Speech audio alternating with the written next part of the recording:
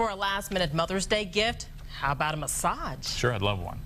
Me Oh, too. for the moms. Okay. Yes. Every mom likes to relax, but you want to make sure you're putting your mom in the right hands. Good Morning Indiana anchor Beth Vaughn has the story.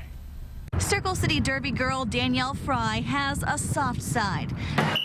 When she's not on the flat track, she's using touch to help people heal at specific needs. So if someone just wants to come in and relax, I'm going to use mostly Swedish techniques.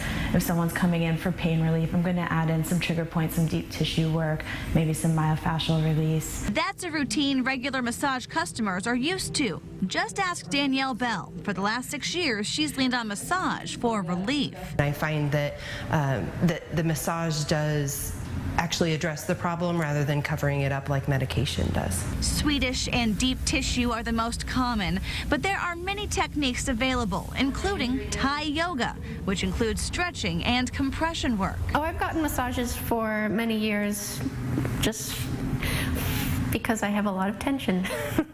Increased flexibility is a big one. It really works deep into the muscles to help relax the muscles. You feel relaxed but kind of rejuvenated and energized afterwards. Angie's list says ask questions so you're comfortable with the service provided. If you're not comfortable, it's likely your mother won't be either.